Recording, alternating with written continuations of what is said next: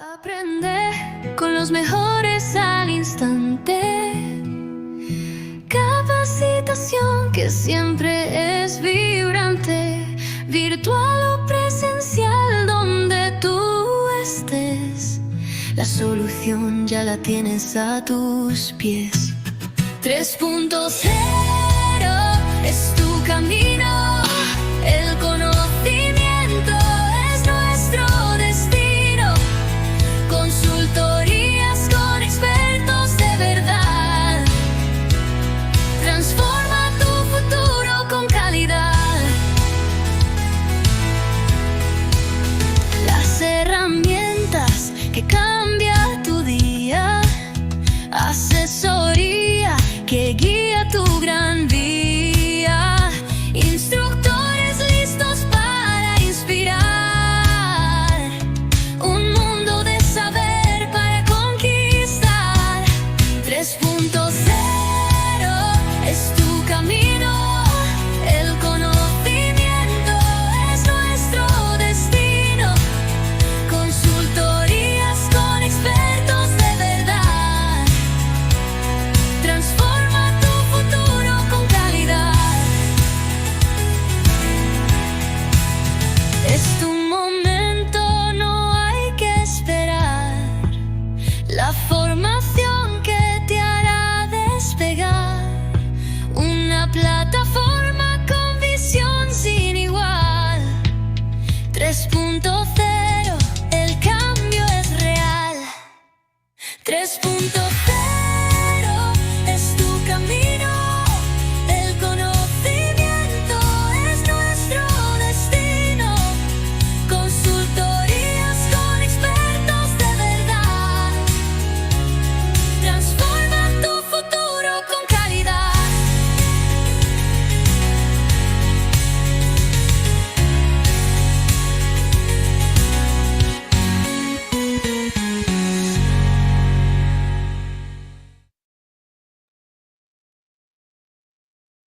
Muy buenas noches con todos los participantes. Sean ustedes bienvenidos. En primera instancia, les doy la más cordial bienvenida y también tengo el gusto esta noche de informarles un par de cosas antes de presentarle justamente a nuestro profesional que estará brindando la capacitación de esta noche. Lo primero, en lo que se refiere, por favor, al certificado de participación, al finalizar el curso, nosotros les entregaremos el número para que se puedan descargar. Eso en primera instancia. También deberán hacerlo dentro de lo que es la plataforma del SUT y de igual manera les estaremos nosotros informando cómo lo vamos a hacer para que no tengan mayor inconveniente en el proceso de descarga. Sin más, esta tarde es el miércoles que le hemos ya puesto como miércoles legal, que justamente nuestro profesional que les deseo presentar es a continuación el abogado Fernando Iván Castro Gavilanes, un profesional con más de 2 décadas de experiencia en el ejercicio jurídico, tanto en el sector público como en el privado.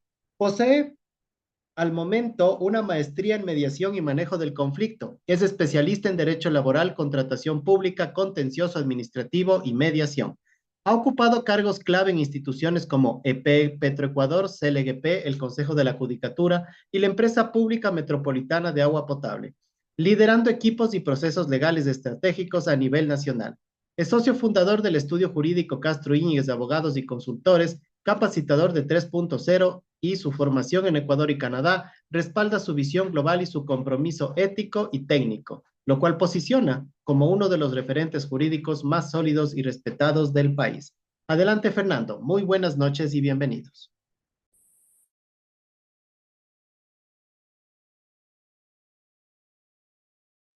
Muy buenas noches con todos.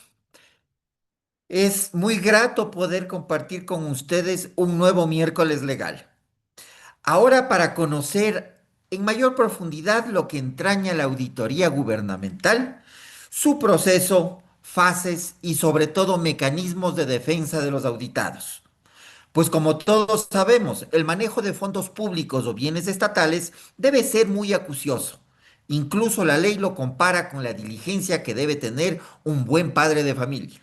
Y es por esto que la Contraloría General del Estado, como órgano superior de control, realiza las distintas auditorías para garantizar el buen uso de los bienes públicos. Sin embargo, veremos que se deben cumplir varios presupuestos legales, plazos y requisitos que revisten de legalidad al examen especial. Ahora bien, como muchos de ustedes ya lo saben, su intervención en este conversatorio es de vital importancia, pues es a través de sus experiencias que podemos analizar bajo una óptica real lo que dispone la norma. Por tanto, si desean intervenir, por favor, levanten la mano y activen su micrófono, y en lo posible la cámara. De igual manera, pueden interactuar a través del chat que se encuentra activo y a su disposición. Muchísimas gracias por su participación. El tema que vamos a abordar el día de hoy se denomina subsanación de observaciones y pruebas de descargo en los informes de Contraloría, perdón. Ahora, como todos sabemos, todos los procesos tienen sus reglas. En este webinario, la puntualidad es un valor fundamental. Inicia a las 7 de la noche y termina a las 9 de la noche. Por tanto, tiene una duración de 2 horas. Para alcanzar los objetivos propuestos es imprescindible contar con su compromiso y cumplimiento de las indicaciones. Les solicitamos mantener su cámara encendida en lo posible y el micrófono también, siempre atento para poder intervenir oportunamente en caso de que así se lo requiera. Este webinario forma parte de una serie de cursos. Hay 50% de descuento en uno de estos cursos si deciden inscribirse completando el formulario que se proporcionará al final de la sesión. De tener alguna duda o consulta, pueden escribirnos al correo soporte arroba 3-punto-0.com. Nuestro equipo estará gustoso en atenderles. ¿Cuál es el objetivo que hemos planteado para este webinario? Es básicamente brindarles a ustedes las herramientas técnicas y prácticas que les permita afrontar observaciones contenidas en borradores de informes de auditoría de la Contraloría General del Estado, poniendo un especial énfasis en la preparación, sustentación y presentación de las pruebas de descargo que permitan evitar la determinación de responsabilidades, ya sea administrativas, civiles y o indicios de responsabilidad penal. Para arrancar con nuestro webinario, el primer módulo va a tratar sobre el proceso de auditoría gubernamental, la orden de trabajo, los hallazgos y borrador de informe. Previo a entrar en materia, siempre me gusta iniciar con una pregunta para poder conocernos un poco más y saber exactamente en dónde estamos con ustedes. Me gustaría que me cuenten en qué momento consideran que debes activar tu derecho de defensa técnica y por qué consideras que es fundamental no esperar hasta el informe final. Por favor, cuenten.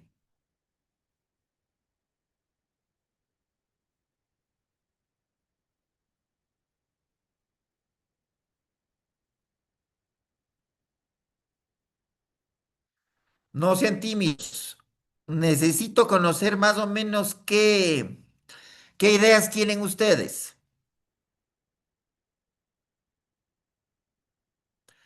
Eh, perfecto.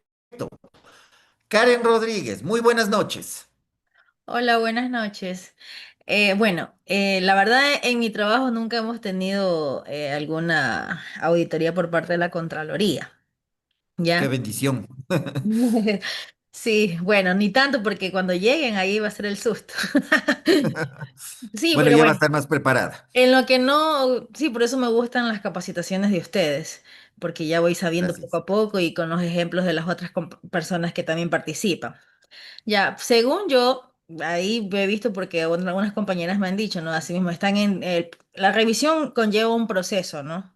Ya, Así y es. entonces a veces, por ejemplo, quieren involucrar a cierto servidor, pero él prácticamente no tiene nada que ver con eso. Entonces ahí puede Ajá. objetar la persona antes de que vaya con el informe. Porque el informe final es cuando ya dicen las causales, si hay responsabilidad administrativa, Exacto. Sí, entonces si yo ya voy sabiendo que me van a tratar o me van a dar alguna responsabilidad y yo sé que no estoy en eso, entonces puedo ahí objetar, decir algo, dar mis informes, Sí, los informes que pero yo tengo. inclusive se podría iniciar antes, como ya vamos a ver. Pero también es un punto de partida una vez que ya se haga la lectura del borrador del informe que se llama y se pidan las copias para poder más o menos tener una idea clara de lo que se ha auditado en mi contra, por así decirlo, ¿sí? Perfecto, Karen, muchas gracias. En nuestro chat, Iliana Ullauri nos comenta que hay que responder desde que piden información y luego con las primeras observaciones antes del informe del borrador en los siguientes 5 días hábiles. Correctísimo. Esa es la etapa precisa en la que se tiene que empezar a ejercer el derecho a la defensa. Porque si yo no proporciono los datos, la auditoría va a continuar en la línea que ya tenía preestablecida. Víctor nos dice, cuando se realice la lectura del borrador del informe y existan observaciones en que a uno le involucren. Sí, pero como digo, sería recomendable empezar un poco antes. Perfecto. ¿Alguien más desea intervenir? A ver, tenemos un chat adicional. Deme un segundo, por favor. Micaela Cantuña nos dice, buenas noches, doctor. Respondiendo a su pregunta, en Ecuador el derecho a la defensa técnica se debe activar desde la notificación inicial del proceso. No se debe esperar al informe final porque es claro irregularidades y garantizar el debido proceso desde el inicio. Totalmente de acuerdo, así es. La defensa técnica es clave desde un principio para inclusive saber qué pruebas podemos aportar, cuáles nos van a ayudar a coadyuvar una mejor solución dentro de la auditoría como tal. Oliver Alexander Rodríguez nos dice, tal vez cuando se encuentren las primeras observaciones para poder responder a las acusaciones preliminares y que de esta manera vuelvan a hacer las respectivas investigaciones que pueden influir en el informe final. Sí, pero como ya lo habíamos dicho, es importante desde un principio, desde la notificación que se está empezando con el examen especial, ya contar con una asesoría técnica que nos permita otorgar las pruebas, los descargos que se llaman en el momento oportuno y de la manera oportuna. Perfecto, muchísimas gracias por sus aportes. Eso nos ayuda bastante, como les he comentado. Entremos ahora sí ya en materia.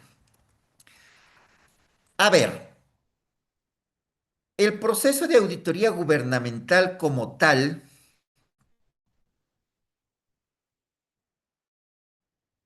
de acuerdo a la ley orgánica de la Contraloría, dice que este ente de control ejercerá, cualquiera sea su origen, naturaleza, administrativas, financieras y público, personas naturales o jurídicas, públicas o privadas que reciban o manejen fondos públicos. La clave es el manejo de fondos públicos. ¿Cómo arranca? Pues con una orden de trabajo. ¿Cuáles son las características de esta auditoría? Definen el ámbito de competencia material, que sería básicamente los recursos del Estado, el ámbito personal, que tendría que ver con las instituciones, servidores y particulares que manejen fondos públicos. Abarca no solo gestión financiera, sino también administrativa y patrimonial. Establece la base legal para el control preventivo, concurrente y posterior. ¿Cuáles son las implicaciones prácticas? Toda persona o institución que administre recursos públicos está sujeta a auditoría. La Contraloría General del Estado puede auditar contrataciones, viáticos, bienes, fondos rotativos, entre otros. Permite actuar incluso sobre... Ahora bien, sobre lo que dispone el artículo 29 de la Ley Orgánica de la Contraloría, se dice que los exámenes especiales son aquellos que la Contraloría puede realizar por iniciativa propia, por pedido de autoridad competente o como consecuencia de alguna denuncia. Las características claves son que regula el origen del control, puede ser oficioso, solicitado, o, perdón, o derivado de denuncia ciudadana. El instrumento que materializa el inicio formal del examen es la orden de trabajo. Puede estar dirigido a un hecho específico o a una unidad completa. ¿Cuáles serían las implicaciones? El inicio no requiere consentimiento del auditado, pero sí debe ser notificado formalmente. Se puede solicitar la suspensión o ampliación del alcance por parte del auditor si detecta que se han generado hechos nuevos que deban ser tomados en consideración. Esta disposición refuerza el carácter autónomo del control.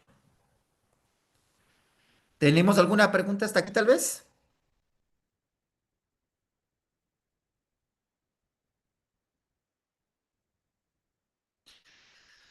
Perfecto. Continuemos, sigamos adelante.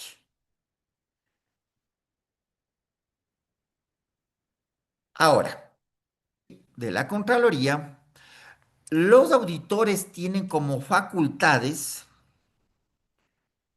de examinar documentos, entrevistar personal, acceder a sistemas informáticos y realizar visitas o inspecciones. Sus características son que habilita la recolección directa, amplia y sin restricciones de información relevante. Incluye información física y digital, entrevistas y requerimientos formales. Puede solicitar información incluso a terceros, si es que están relacionados con los hechos auditados. Si hablamos de los plazos e implicaciones, el auditado debe entregar lo requerido dentro del plazo que señale el auditor. Usualmente manejan tiempos de entre 24 y 72 horas en esta fase, al menos de la auditoría. El incumplimiento puede ser considerado como obstrucción al control y derivar en observaciones administrativas.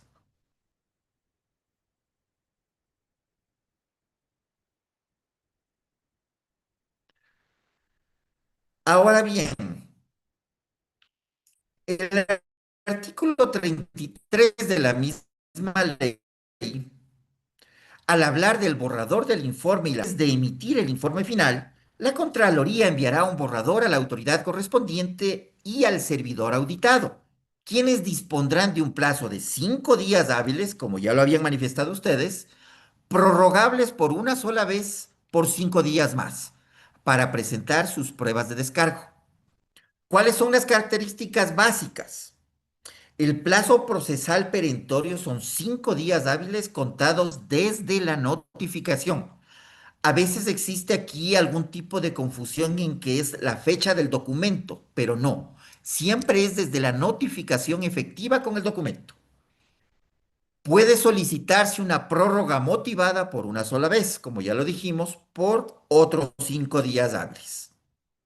La presentación de pruebas de descargo debe realizarse siempre por escrito, con documentación anexa y argumentación técnica o legal que la avale. Ahora bien, con todo esto en mente, es importante tener con claridad absoluta, digámoslo así, cuáles serían las etapas del proceso de auditoría. En primer lugar, como ya lo hemos dicho reiteradamente, está la orden de trabajo, que no es otra cosa que el instrumento administrativo en especial.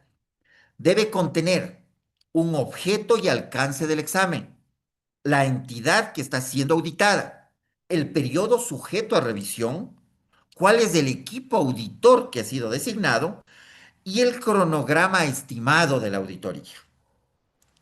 Sus características básicas son que debe ser firmada por la autoridad competente de la Contraloría General del Estado. Su, un momento, por favor. Parece que estoy teniendo problemas con el internet. Por sugerencia de Gabriel, voy a apagar un momento la cámara para ver si es que así se estabiliza. Por favor. Ok, continuemos. Estábamos hablando de las características. Entonces, dijimos que debe ser firmada por la autoridad competente de la Contraloría General del Estado. La notificación marca el inicio del control formal. Puede abarcar hechos concretos o procesos completos. Esto implica que activa los deberes del auditado de entregar la información veraz, completa y oportuna. Permite al auditado prepararse tanto documental como legalmente para una posible defensa. En segundo lugar, o la segunda etapa, sería el levantamiento de información, que es donde el equipo auditor recolecta toda la información necesaria para construir hallazgos. Esta recolección incluye revisión de expedientes, contratos, resoluciones, informes, cuentas y hasta correos electrónicos. Pueden también realizarse inspecciones físicas, entrevistas o visitas de campo. Además, se tiene en consideración las consultas en sistemas como el SIGEP, KIPUX o el sistema del CERCOP. Sus características básicas son que la recolección de evidencia debe ser documentada en papeles de trabajo. Toda información obtenida forma parte del respaldo del informe preliminar.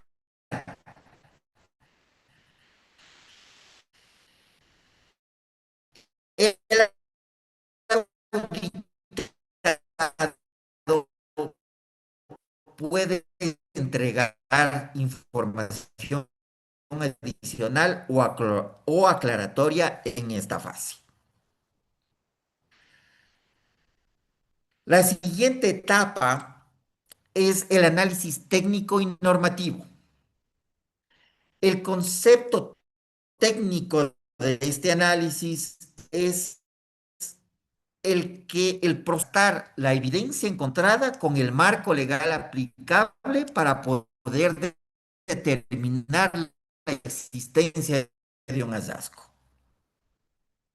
Es aquí en donde se analizan normas nacionales, internas, contratos, manuales y acuerdos ministeriales si es que se aplica.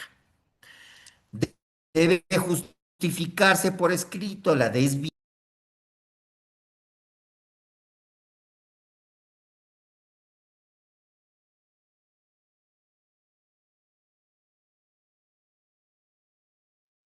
Si me escuchan, se desconectó por un momento.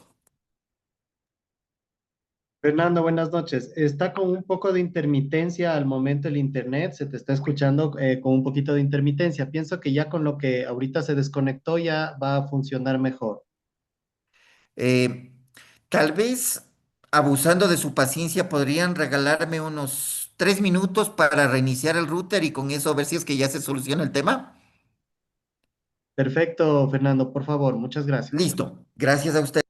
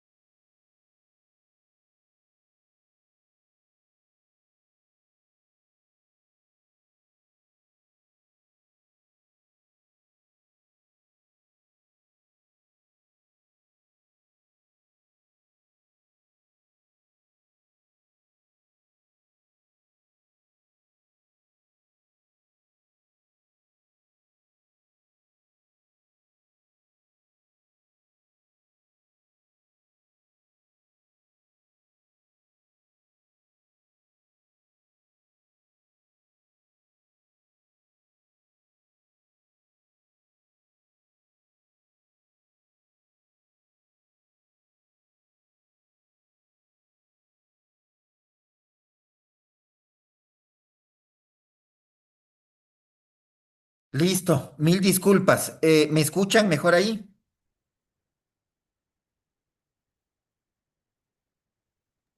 Sí, Fernando, está bastante mejor. Perfecto. Muchísimas gracias y nuevamente disculpas. Permítanme compartir la pantalla.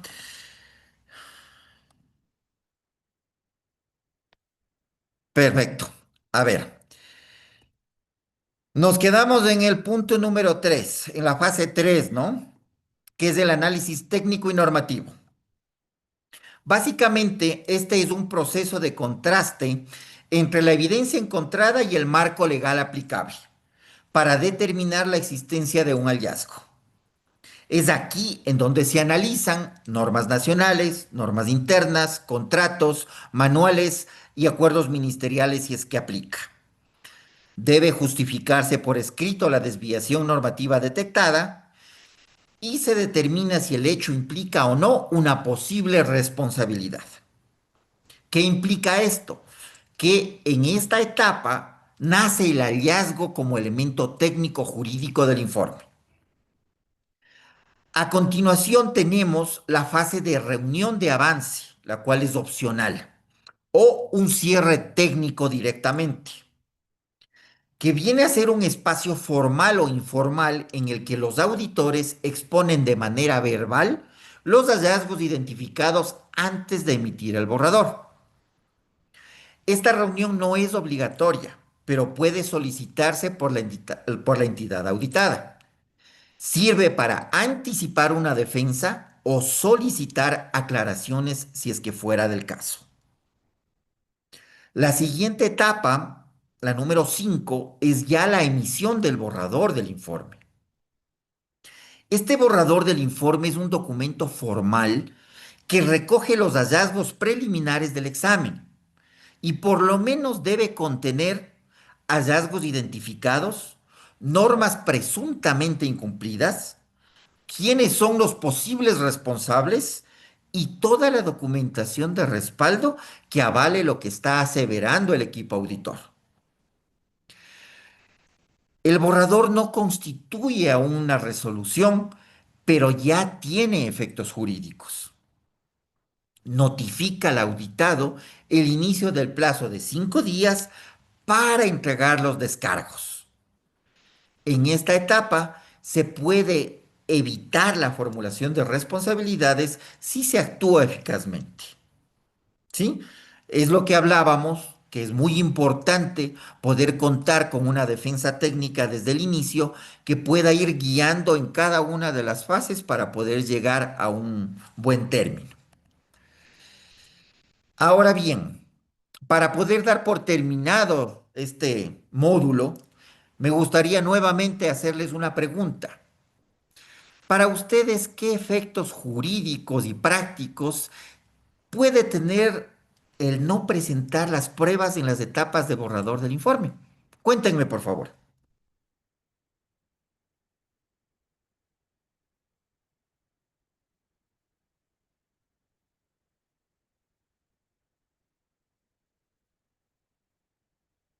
Mm, si desean, pueden intervenir a través del chat, pero no dejen de participar, por favor. A ver, veamos. A ver, me llegó un chat. Víctor nos dice quedar en indefensión. Sí, por supuesto, pero más allá de la indefensión, porque sea como sea, yo puedo iniciar un proceso administrativo, un recurso de revisión, dependiendo del tipo de responsabilidad que se me determine. Más allá de quedar en indefensión, es básicamente quedarme con el criterio del equipo auditor. Cuando yo tengo los elementos necesarios, o puedo tener pues los elementos necesarios para hacerles cambiar de opinión. ¿Sí? Iliana Ullauri nos dice, si no se aportaron elementos de defensa a tiempo, perdón, es más difícil impugnar un informe final ante instancias como el Tribunal Contencioso Administrativo. Sí y no. Depende cómo se haya presentado, depende si es que se tenía elementos de descargo, depende si tenía suficiente prueba. Pero desde mi propia experiencia en el ejercicio profesional, a mí me parece muy importante agotar cada etapa, cumplir con cada una de los requerimientos, porque con eso genero la prueba suficiente para poder demostrar al contencioso administrativo, por ejemplo, un tema de caducidad. Por eso es tan importante también la orden de trabajo, porque a partir de la emisión de la orden de trabajo se contabilizan 180 días para que puedan emitir el informe final. Si no hace la Contraloría la aprobación de dicho informe dentro del tiempo, estaría incurriendo en caducidad. ¿Sí? Manuel Catucuago, perdón, tiene 5 días para descargos y si no ratifican los hallazgos. En efecto, se ratifican los hallazgos. Oliver Alexander Rodríguez, tal vez dar la razón ya que pierdo mi oportunidad a la defensa. Como digo, no es que se pierda del todo la oportunidad a la defensa, pero como dice este dicho, ¿no? El que calla otorga. Básicamente les estoy dando la razón tácitamente al equipo auditor. Abogada Micaela Cantuña, no presentar pruebas en el borrador genera efectos jurídicos como responsabilidades y sanciones y efectos prácticos como daño reputacional. Es clave defenderse en esa etapa. De acuerdo, es muy importante, pero hay que saber también qué documentación se entrega para saber cómo el profesional que les está asesorando, su defensa técnica, su asesor técnico, está armando la estrategia que le permita eh, desvirtuar completamente todo lo que está alegando el equipo auditor. Y Oliver Rodríguez nos dice, y dificultad para impugnar. No tanto porque, como digo, existen los recursos, en este caso, por ejemplo, el recurso de revisión, inclusive cuando ya se aprobó el informe y estamos en la etapa de predeterminación de responsabilidades, se extiende un plazo para que en fase de predeterminación nuevamente podamos dar nuestros puntos de vista y en muchos casos, en mi propia experiencia, he logrado desvanecer la responsabilidad civil en fase de predeterminación. Iliana Ullauri nos dice, ¿y qué pasa si no toman, perdón, se subió porque están escribiendo, ¿y qué pasa si no toman en cuenta mi respuesta de las observaciones antes del informe del borrador? Porque las fechas son muy cortas. Es obligación del equipo auditor tomar en consideración todos los elementos que sean presentados. Muchos informes adolecen de ese error, de que a pesar de haber contado con los informes presentados, con los elementos de descargo, ni siquiera los nombran. Al incurrir en este tipo de accionar, se podría inclusive pelear la nulidad del examen especial ante el contencioso administrativo.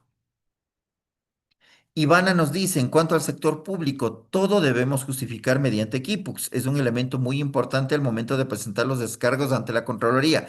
100% de acuerdo. Las veces que he trabajado en el sector público, el Kipux es una herramienta que ayuda de una manera gigantesca para la trazabilidad de documentos, porque con eso yo puedo demostrar exactamente qué es lo que firmé, en qué participé y en qué fechas lo hice. Inclusive les puedo comentar que en SELEC tienen un sistema específico en el que se ingresa todos los procesos de contratación, desde fase precontractual hasta ejecución. Entonces, cuando la Contraloría ingresa a hacer algún tipo de auditoría y piden este tipo de documentos, lo único que hacen es bajarse del sistema. Entonces, la sistematización también aporta mucho en la defensa en el momento de la auditoría. Perfecto, muchísimas gracias por sus intervenciones. Continuemos con el módulo 2, que vamos a abordar las observaciones versus las recomendaciones, la tipología, las consecuencias y los riesgos. ¿Sí? Entonces, tenemos que, cuando como resultado de los exámenes y estudios realizados por la Contraloría, se evidencia la existencia de un posible perjuicio económico al Estado o infracciones administrativas, se establecerá la responsabilidad correspondiente a través de las resoluciones respectivas. La resolución que determine responsabilidad civil culposa será título ejecutivo, que puede ser cobrado por vía coactiva. Entre sus características tenemos que se crea una triple vía de responsabilidad. Puede ser una responsabilidad administrativa, más conocida como multa, la responsabilidad civil culposa o dolosa. Si es una civil culposa, implica que existió tal vez por desconocimiento un mal manejo de fondos y le conminan al servidor público a que devuelva esos rubros que fueron mal manejados. O puede ser dolosa, que es mucho más grave, que nos lleva al tercer punto, que es el penal. Porque si existió dolo en el manejo de los fondos públicos, la Contraloría emite un informe de responsabilidad penal, el cual lo pone en conocimiento de Fiscalía y Fiscalía está en la obligación de realizar las investigaciones que estime pertinentes para determinar si existió o no la comisión de un delito. Todas las responsabilidades se formalizan en resoluciones administrativas y en el caso de la civil, esta se convierte en un título de ejecución coactiva.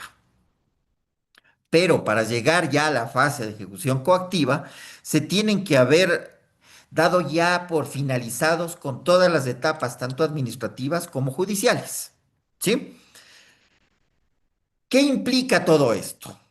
Una observación no atendida o no desvirtuada a tiempo puede transformarse en una resolución sancionatoria.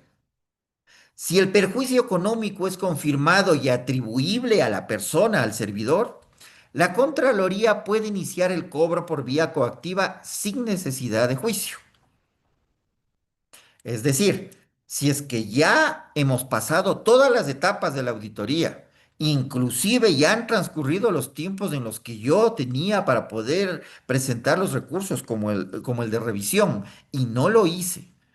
Si además tampoco presenté ningún tipo de juicio ante el contencioso administrativo, sea este un recurso subjetivo o un recurso objetivo de anulación, la Contraloría puede inmediatamente iniciar el proceso coactivo dentro de la jurisdicción coactiva y el reglamento que maneja la misma Contraloría.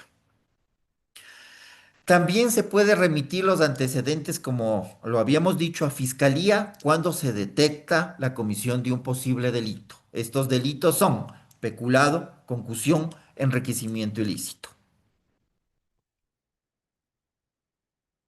Sobre esta base, tenemos que el Manual de Auditoría Gubernamental, que es una norma técnica vinculante emitida por la misma Contraloría General del Estado, especialmente el anexo 3, habla acerca de la tipología de los hallazgos y dan u otorgan una clasificación formal de los mismos.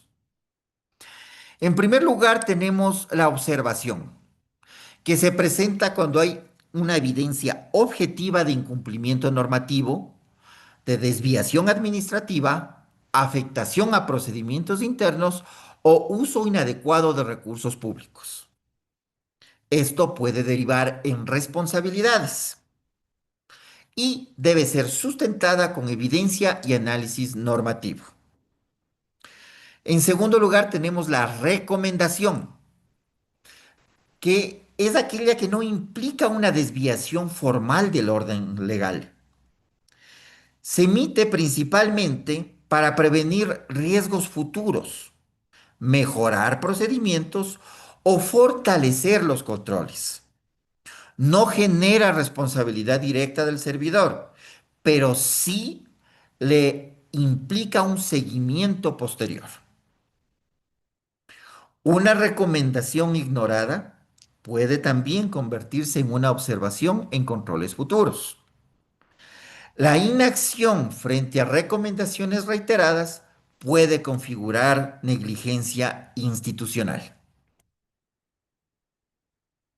Ahora bien, para tener una idea más clara en lo que es observación y recomendación, he preparado este pequeño cuadro. ¿Implica incumplimiento? La observación sí, porque hay una norma, contrato o procedimiento vulnerado. La recomendación no, porque se refiere a oportunidades de mejora institucional. ¿Genera responsabilidad? La observación sí, puede derivar en glosa, sanción o indicios penales. La recomendación no, pero su inobservancia puede ser monitoreada y, como ya lo dije, objeto de futuras sanciones o observaciones de Contraloría. ¿Es parte del informe definitivo? La observación sí, si no es desvirtuada con pruebas. La recomendación sí, pero no requiere descargo técnico formal. ¿Exige descargo? La observación sí, mediante prueba documental y argumentación legal. La recomendación no, aunque puede sugerirse una medida de acción. Con esto ya les queda una idea clara de cuál es el peso que tiene cada una, tanto la observación como la recomendación, ¿sí? Vamos ahora a un tema bastante amplio que tiene que ver con las tipologías más comunes para emitir las observaciones según la Contraloría. En primer lugar, tenemos las administrativas, que son las que se suscitan por una posible inobservancia de los reglamentos, manuales y atribuciones delegadas. Por ejemplo, firmar actos sin competencia legal. Debemos tener siempre en cuenta que en el sector público solo puedo realizar las actividades que están expresamente normadas, que constan en la ley, que constan en los reglamentos, que constan en los manuales. No tengo posibilidad, no tengo una línea gris en la cual pueda decir, tal vez no pase tal cosa. No. Siempre tengo que ajustarme a accionar a lo que dispone la ley.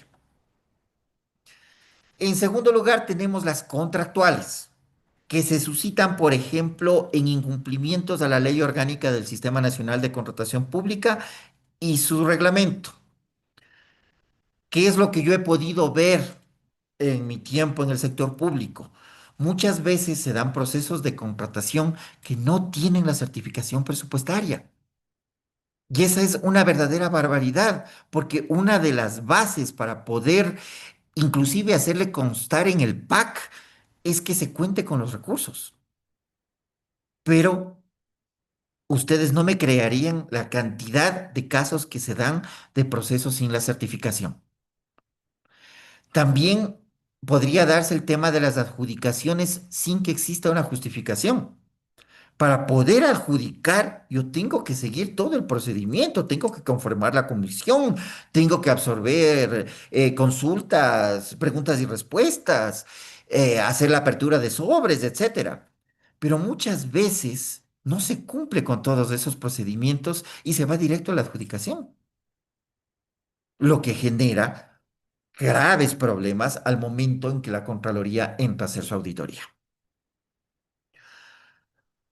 Todo esto nos lleva al tercer punto, que serían las presupuestarias. Este tipo de observaciones se dan cuando existe un uso de partidas sin respaldo, sobre ejecuciones, gastos por fuera del clasificador presupuestario. Un ejemplo típico: necesito pagar nómina y no tengo los recursos, pero tengo una partida de capacitación que no le he dado uso.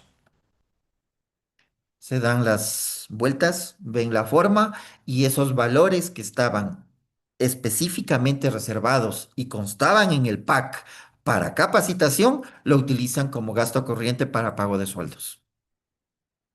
Eso es un acto completamente reñido con la ley, es una barbaridad, pero pasa. Aunque no me lo crean, pasa. Tenemos las patrimoniales, que tiene que ver con la pérdida de activos, uso indebido de vehículos, equipos no inventariados. Yo he podido ver más con el tema de vehículos. Regularmente no se cuenta con un parque automotor, como les llaman, bastante amplio, salvo que sean instituciones muy específicas como Petroecuador, por ejemplo. Entonces nunca hay vehículos. Y los vehículos están en todo lado menos donde deben estar. Incluso hay muchas ocasiones que estos vehículos son utilizados en feriados o que son utilizados en fines de semana, sin tener salvoconductos. Ese accionar constituye una posible observación patrimonial en contra del servidor. El tema de equipos no inventariados, eso ocurre en Selec. Existían bodegas llenas de repuestos, pero eran repuestos que no se iban a necesitar en el corto y mediano plazo, porque eran de máquinas nuevas o que recién fueron overhauladas. Y no existía una clasificación, un inventario que me permita saber exactamente qué es lo que tenía y en dónde lo tenía. Cosa similar pasa con la ropa de trabajo. Ahí ni siquiera les cuento porque es una barbaridad. Muchas veces se entrega la ropa de trabajo al arbitrio del encargado de bodega y sobre la base de sus simpatías o antipatías, lo cual ya en sí mismo es una barbaridad. Y finalmente tenemos las observaciones que tienen indicios de responsabilidad penal, donde existe una presunción de peculado, de cohecho, de malversación, de tráfico de influencias. Se reporta a la Fiscalía General del Estado. De este caso les puedo dar un ejemplo que me tocó igual patrocinar hasta cierta etapa en su momento, en el que un contratista les voy a decir inclusive, del gobierno autónomo de Aguarico, fue adjudicado un contrato para una construcción específica en un terreno específico. Resulta y acontece que ya le hacen el desembolso del anticipo, pero en ese momento le dicen que el terreno en donde se pensaba construir esa, esa edificación ya no iba a ser posible en ese mismo terreno, sino en un terreno de más allá. Y que como ese trámite iba a tomar un poco de tiempo y que no querían cambiar el contrato, la máxima autoridad institucional le pidió al contratista que le preste el dinero del anticipo y que él se encargaba de que él no tenga ningún problema al momento de ejecutar la obra. Les cuento que la obra nunca se ejecutó, el dinero el alcalde nunca lo devolvió y tiene una denuncia por peculado en fiscalía. Esos son el tipo de temas graves que se pueden enfrentar dentro del sector público. Me parece que tenemos una pregunta. Ivana nos dice, o también antes de darse un proceso del CERCOP, las proformas del proveedor, el RUC, debe tener actividad relacionada al objeto de contratación. Muchas veces no guarda relación y ahí Contraloría indica por qué compras públicas el jefe dio paso a eso. Exactamente, exactamente. Ese es otro error bastante común. Pero sí es importante que ustedes sepan que la Contraloría la ley de la Contraloría de alguna forma ampara al servidor público. Si es que el servidor público está consciente de que la disposición que le están otorgando es ilegal o simplemente no se puede aplicar, tiene la potestad de emitir un documento dirigido a su jefe inmediato o a la máxima autoridad, sea quien le esté dando esta disposición, a que le otorgue la disposición por escrito. Si es que esta persona, esta autoridad lo hace, el servidor público deslinda cualquier responsabilidad sobre lo actuado. ¿Sí? Entonces, todos estos temas son importantes que los tengan en cuenta. Ahora bien, si hablamos de las consecuencias y riesgos, es lo que habíamos conversado hace un momento. Si no se observa, si no se atiende a tiempo a la observación, se puede convertir en una glosa o sanción. Se puede generar una resolución ejecutiva o una denuncia penal. Las instituciones pueden sufrir congelamiento presupuestario o pérdida de competencias. La respuesta jurídica debe ser inmediata, bien documentada y fundamentada. Ahora, para ya dar por terminado este módulo, cuéntenme ustedes qué consecuencias prácticas institucionales puede tener el no distinguir correctamente una recomendación de una observación. Sobre todo teniendo en cuenta el cuadro que les elaboré para que tengan más o menos la idea. Cuéntenme, por favor.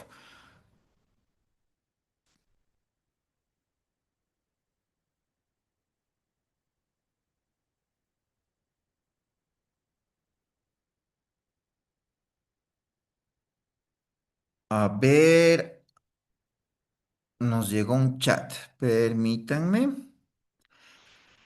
Congelamiento de fondos, sí, sí, obviamente, pero más que nada veámonos en el punto de la diferencia entre recomendación y observación.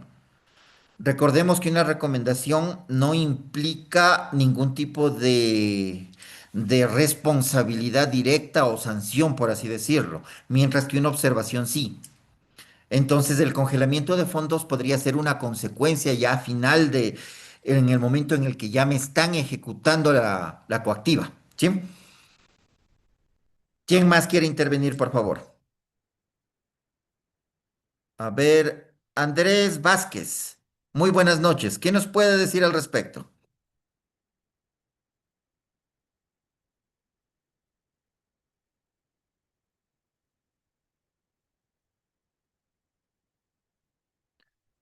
Parece que no está con el micrófono activo. Javier Merchán, por favor. Muy buenas noches.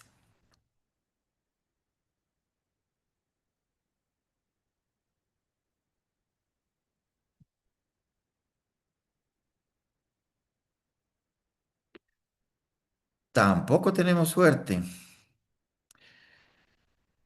Micaela Cantuña, ¿qué nos podría decir al respecto?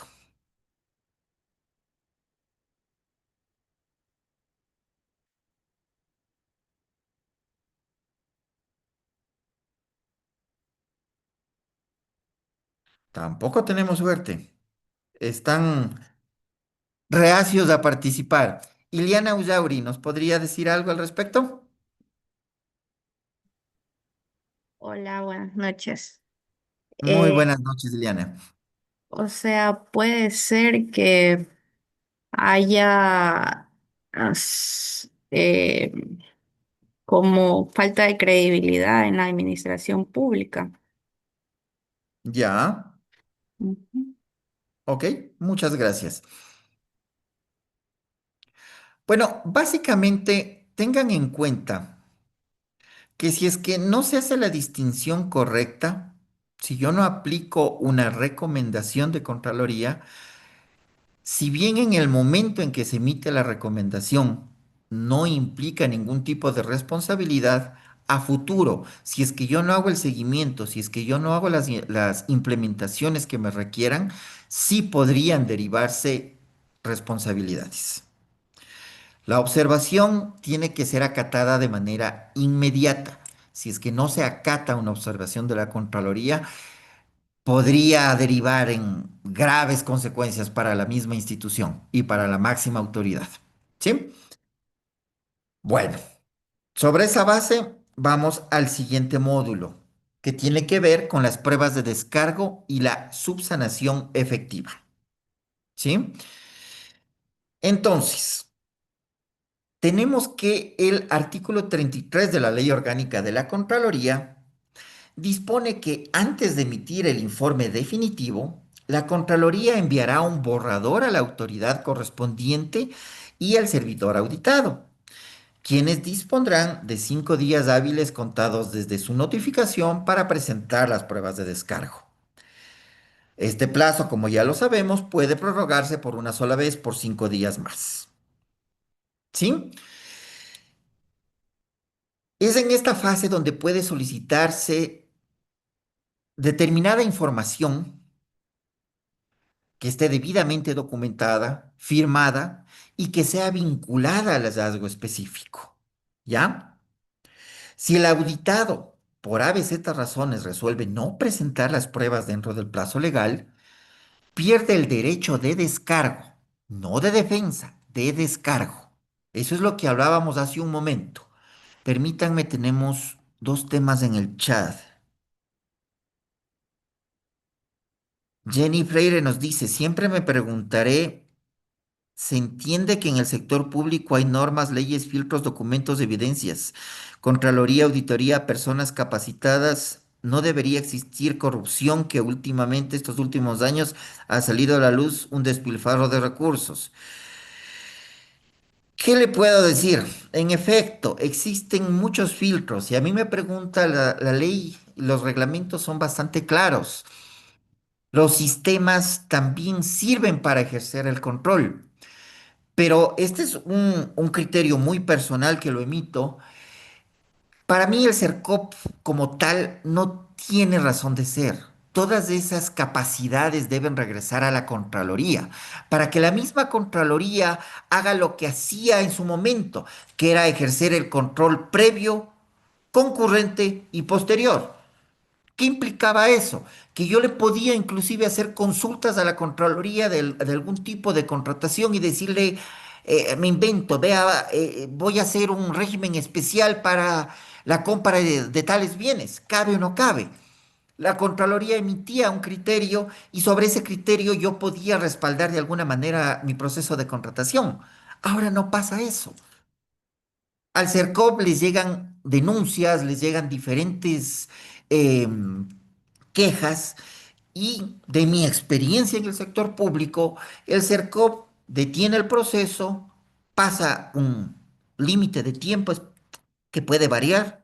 Eso lastimosamente no es que respete el CERCOP una línea de tiempo específica y responden diciendo de que el proceso adolece tal vez de algún tipo de error, pero que queda en libertad y disposición de la entidad continuar o no continuar con el mismo.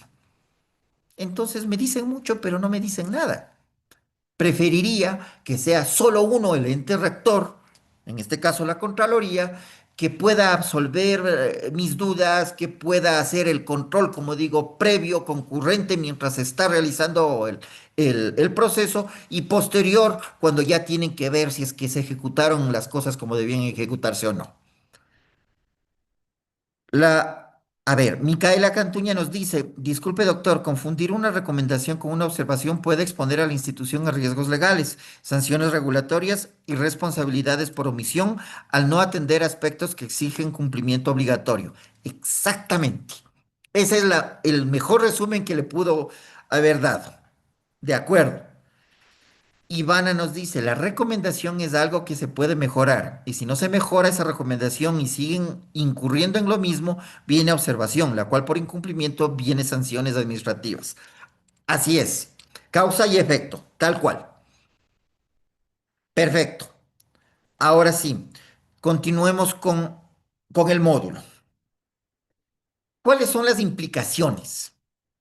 Si el auditado no presenta pruebas dentro del plazo legal, pierde el derecho de descargo, que es lo que les dije, que no es lo mismo que el derecho de defensa. La Contraloría General del Estado debe valorar de manera obligatoria todos los descargos y pronunciarse en el informe final.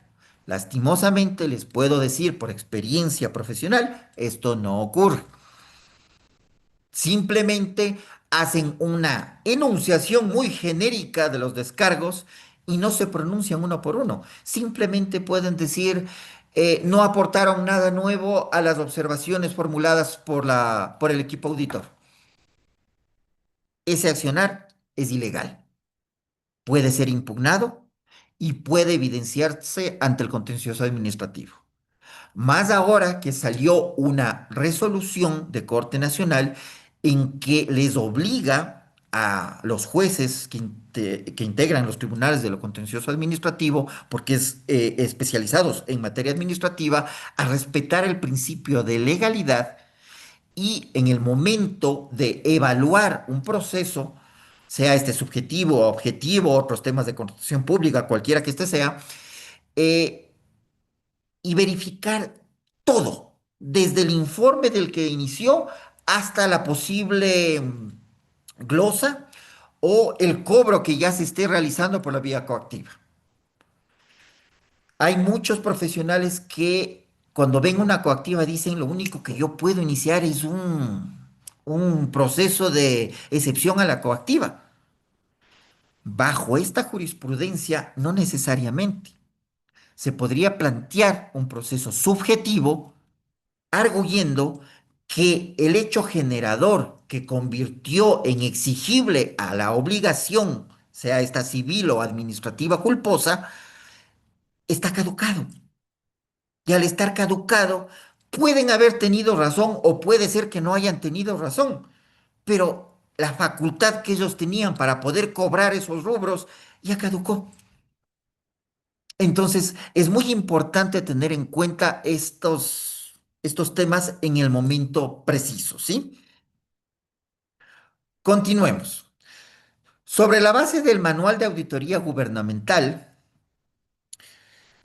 habla básicamente que los criterios para valorar las pruebas se fundamentan en su pertinencia, suficiencia, validez y oportunidad, lo que obliga al equipo auditor a llenar una ficha técnica de evaluación de descargos donde se registre documentos aportados, hallazgos relacionados, criterios de validez formal y un criterio de nexo lógico con el hecho observado.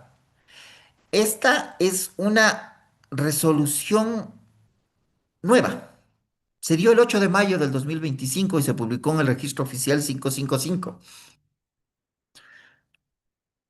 Tal vez a partir de esta reforma, llamémosle así, se podría ya empezar a contar con que el equipo auditor tome en consideración todos los documentos que se le presentan, porque ahora tienen la obligación de llenar esta ficha técnica.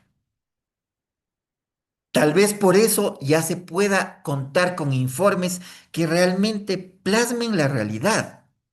Porque otro tema que ha sido muy, muy controversial dentro de la emisión de los informes y de lo que realiza en efecto la auditoría es que la auditoría siente que no hace su trabajo si no determina algún tipo de responsabilidad. Eso es una locura. ¿Qué pasa si hay instituciones que realmente hicieron todo con estricto apego a la ley y que cumplieron con todos los procedimientos? No es lógico, no es justo que se les pretenda sancionar por haber cumplido con todo. Entonces, es de esperarse que con esta reforma sí se pueda cambiar este panorama, ¿no? Vamos a ver ahora los requisitos legales y técnicos de las pruebas, ¿sí?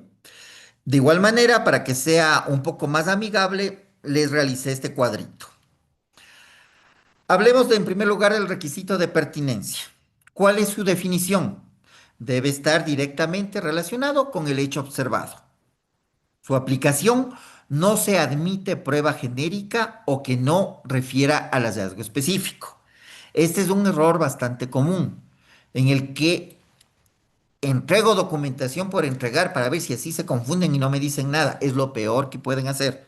No puedo entregar algo general o algo que no tiene que ver con lo que se está auditando en ese momento. El requisito de suficiencia debe tener fuerza probatoria autónoma y completa. Una declaración no basta si no está respaldada con documento u orden. Yo puedo manifestar como servidor público que cumplí con todas las funciones inherentes a mi cargo, pero si no tengo un solo documento que compruebe que yo en efecto cumplí, voy a tener serios problemas. La validez formal, que es básicamente que se debe tener legitimidad. Debe existir una firma, deben existir sellos, una autenticación, una fecha. Ahora inclusive hay los códigos QR que para lo que implica en la función pública tienen otro nombre, me escapa el nombre actual, pero es un código específico mediante el cual yo les puedo remitir la información en digital y con eso la validan. Si presento copias simples, sin contexto, no es que pueden ser rechazadas, de hecho son rechazadas, porque como los abogados conocemos, una copia simple es meramente referencial, pero no me comprueba absolutamente nada. Puede decir una maravilla en ese documento y justo ese documento es el que me permite que yo levante cualquier indicio que pueda existir en mi contra. Sin embargo, al ser copia simple, no me sirvió de absolutamente nada. Y finalmente tenemos el requisito de oportunidad, que quiere decir que debe ser entregada dentro de un límite de tiempo específico. Si yo entrego o presento un recurso fuera del plazo, la Contraloría puede declarar extemporánea e inadmisible. Es lo que regularmente ocurre con los recursos de revisión. Existen criterios divididos, por ejemplo, ahí. Yo conozco un pronunciamiento, mejor dicho, una absolución de consulta de la Procuraduría General del Estado, que es vinculante, en la que dispone que el tiempo debe ser contabilizado en días laborables. La Contraloría dice que no, que pongámosle un ejemplo, los 90 días son plazo y al ser plazo se contabilizan incluidos fines de semana. Hay una disputa en ese tema, pero regularmente ya cuando se acude a la instancia judicial, en jurisprudencia existe que se tomen en cuenta días laborables como en todo el sector público, que inclusive el Código Orgánico Administrativo dispone que para la presentación de recursos tiene que ser contabilizado en días laborables. Entonces, es importante estar atentos en este principio o requisito de oportunidad, porque por un día se puede perder absolutamente la posibilidad de ejercer mi derecho a la defensa. Ahí sí es mi derecho a la defensa. Ahora, con esto en mente, vamos a ver los tipos válidos de pruebas, ¿sí? Tenemos, en primer lugar, la prueba documental, que puede ser pública o privada. En prueba documental tenemos una amplia gama, desde contratos, actas de entrega-recepción, resoluciones, memorandos, oficios, informes, etcétera. Lo importante de esta información documental es que deben contar con firmas. Debe existir una fecha específica establecida, debe ostentar sellos y ser emitidos por autoridad competente. ¿Sí? En segundo lugar, tenemos la prueba técnica o pericial, que son informes de mantenimiento, peritajes o valoraciones técnicas. En este punto, yo les puedo igual aportar un ejemplo que se dio en mi ejercicio profesional. Cuando existía esta empresa Ferrocarriles del Ecuador, se hizo la compra de 2 locomotoras. Se hicieron las pruebas. Había los informes, había fichas técnicas, había hasta pericias. Sin embargo, la Contraloría no contó con un especialista en materia ferroviaria y emitió un informe en el que decía que las locomotoras tenían kilometraje y al tener kilometraje era como que nunca se recibieron y procedieron a emitirles una responsabilidad civil a todos los que estuvieron conformando la comisión para la adquisición de las locomotoras. Imagínense el monto de esa responsabilidad civil. No tomaron en consideración, no valoraron los informes de mantenimiento ni los peritajes. Imagínense la barbaridad. Tenemos una pregunta. Iliana Ullauri nos dice, la presentación exclusiva de copias certificadas puede ser un requisito formal, pero en el ámbito técnico las justificaciones elaboradas por profesionales responsables sustentadas en documentación técnica o que ya ha sido subida al portal y respaldadas por prácticas de obra tienen plena validez para demostrar el cumplimiento y la razonabilidad de los criterios aplicados. Sí, si es que constan en el sistema pueden ser certificadas por la misma institución, pueden ser certificadas por el CERCOV, aunque muchas veces se niegan, o puede inclusive hacerse una desmaterialización ante notario público. Tienen plena validez, pero es importante que se presente documentación debidamente certificada. Si no está certificada, no la van a tomar en cuenta. Continuemos con el tercer tipo de prueba, que es la presupuestaria y financiera. Esta se plasma en certificaciones presupuestarias, registros contables, conciliaciones bancarias, informes de los diferentes sistemas como el SIGEF, el SICOAF, cualquiera de ellos, ¿sí? En prueba digital o de sistema tenemos los reportes de las plataformas institucionales, la trazabilidad de procesos electrónicos. Aquí, en este tipo de prueba digital o de sistema, es de donde entraría justo la pregunta que me formularon hace un momento, ¿sí? Igual en el chat Iliana nos pone que si son análisis de precios unitarios y son 300 hojas, es complejo pedir una copia certificada de todo el expediente. Sí, por eso existe este tipo de certificación digital, que es el equivalente del código QR. Se me fue el nombre específico, pero todas estas hojas tienen al final este código y la firma electrónica del responsable de archivo que haya emitido dicha certificación, ¿sí? Entonces, a lo que iba, dentro de la prueba digital o del sistema, ahí entra perfectamente todos los reportes que se pueden obtener del sistema Keybooks o de este otro sistema que les comenté que tienen en Select para los temas de contratación. Eso permite tener una trazabilidad perfecta de todo lo que se realizó o no se realizó dentro del proceso. Y finalmente tenemos la evidencia de subsanación. Si se realizó una observación y yo tengo la certeza que cumplí a cabalidad, puedo presentar comprobantes de reintegro, actas de entrega-recepción, órdenes de pago o correctivos documentados. ¿Sí? Es importantísimo que si yo cuento con una prueba madre, una prueba importantísima, una prueba que desvirtúa todo la teoría que armaron el equipo auditor, esté debidamente emitido, esté certificado, que conste en papelería institucional, que tenga las fechas y que tenga las firmas. Solo así podrá demostrarse la subsanación como tal. ¿Sí?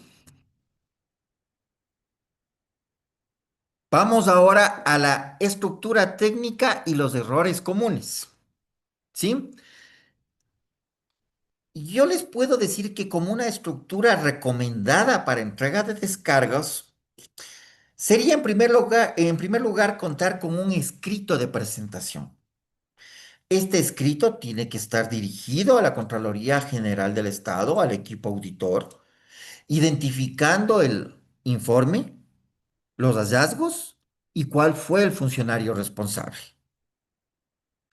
En segundo lugar, se debe tener un índice de pruebas por hallazgo, detallando número de hallazgo, documento entregado y observaciones. ¿Por qué para mí es tan importante este índice de pruebas? Porque muchas veces el equipo auditor, si es que no se le da, como se dice, básicamente todo hecho, no lo van a tomar en consideración. Si yo entrego una prueba, como me dijeron en el chat, más de 300 hojas en digital con el código el equivalente del QR, y no les especifico en un índice qué pretendo probar con esas 300 hojas, no las van a tomar en cuenta. Entonces, el índice es una manera de facilitarles el trabajo, que sepan exactamente qué documento es imputable, llamémosle así, a qué observación específica y de qué manera puede estar desvirtuando o subsanando la observación realizada. Luego del índice tenemos la argumentación jurídica individualizada por hallazgo. Esta parte también es medular. ¿Por qué? Porque tengo que indicar el hecho específico. sacar a relucir la norma que fue presuntamente vulnerada, explicar cuál fue el cumplimiento o la subsanación que tengo en mi poder y hacer referencia a la prueba. Dentro de esta argumentación es muy importante individualizar punto por punto cada una de las observaciones. Hay exámenes especiales que al momento en el que salen tienen 3 observaciones. Hay otros que tienen 9. Hay otros que tienen hasta 50. Tengo que focalizarme en las que me atañen directamente a mí, sea de forma principal o sea solidaria, y sobre esa base empezar la argumentación. Argumentaciones jurídicas generales que simplemente atacan al informe en su totalidad, sin especificar cada una de las aristas que estamos conversando, no van a ser tomadas en cuenta y es como hacer un tiro al aire, como se dice, ¿no? Finalmente, tenemos los anexos que tienen que estar debidamente organizados. Cada uno debe tener su numeración. Yo sugiero que se utilicen separadores y que se haga referencia cruzada como se trata de un examen especial que nace de un mismo análisis a un periodo específico, a un proceso específico. De seguro va a existir una referencia cruzada y es importante dejar determinada esa trazabilidad y a la vez tener cada uno de los elementos anexos de las pruebas separadas para que sepan en dónde las pueden encontrar. ¿Sí? Entonces, esa sería básicamente la estructura, una estructura muy general que a mí en lo personal me ha servido. Ahora, como errores frecuentes en la presentación de descargos, ¿qué tenemos? En primer lugar, que es el más recurrente, la presentación de documentos fuera de plazo.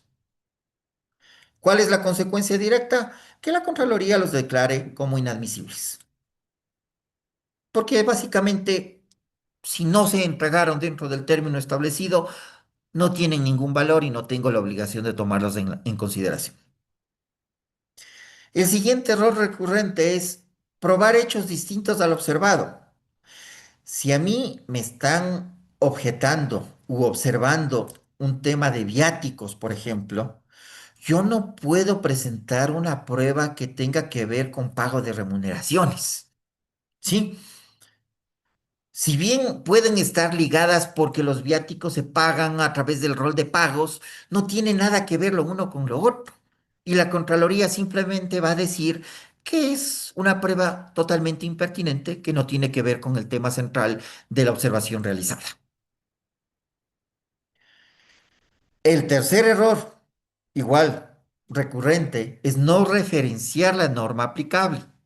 Es decir, hablo en términos muy generales.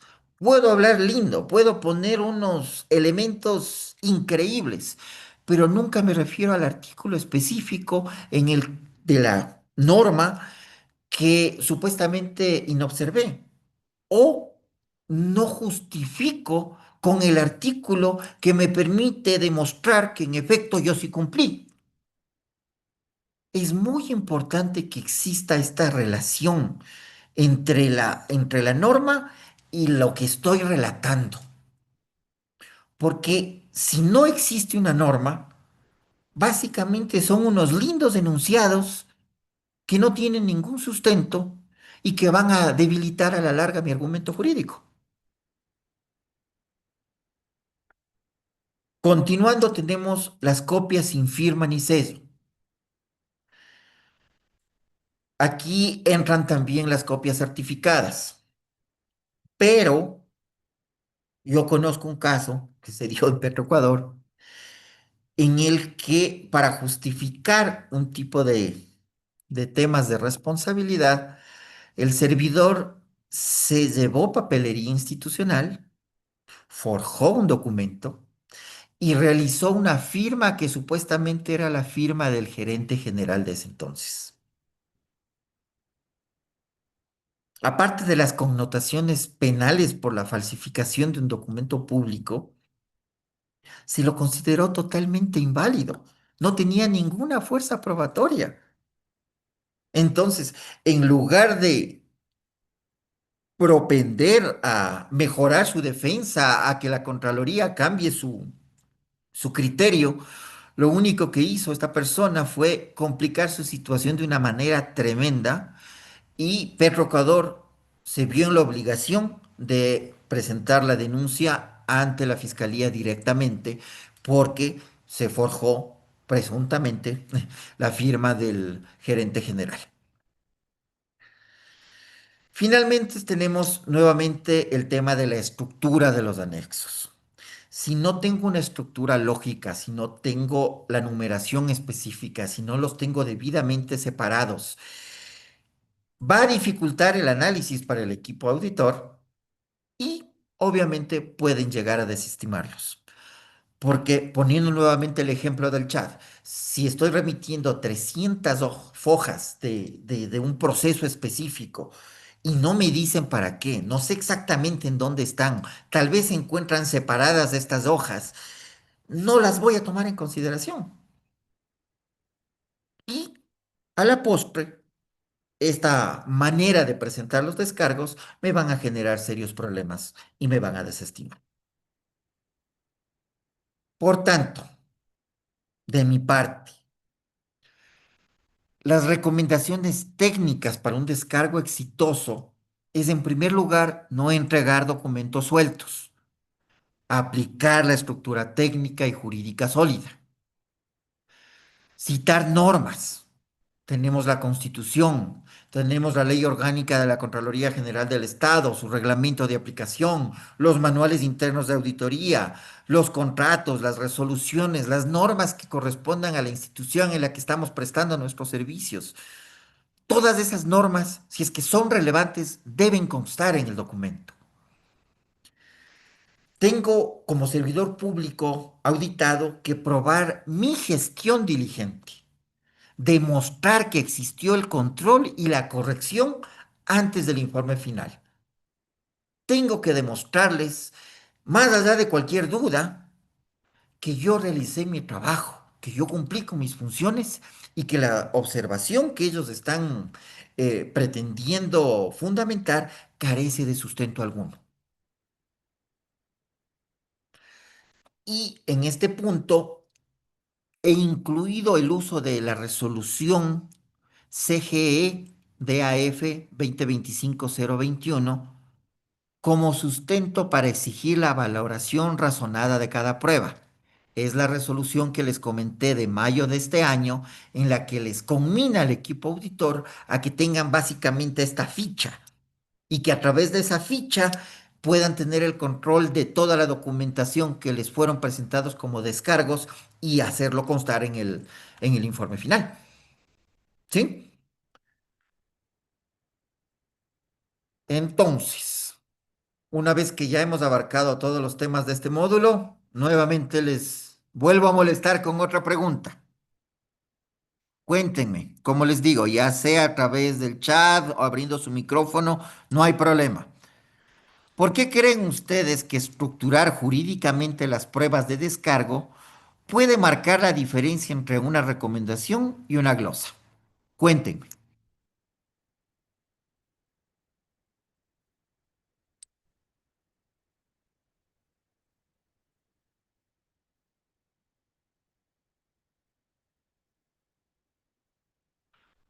Karen Rodríguez, ¿qué nos puedes decir al respecto?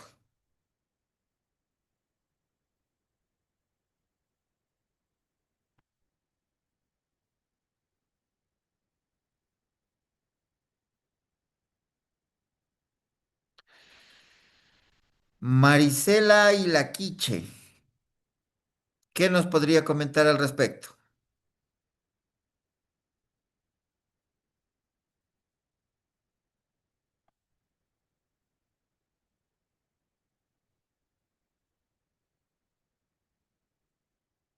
Están reacios a participar. Iliana Ullauri, ¿qué nos podría comentar al respecto?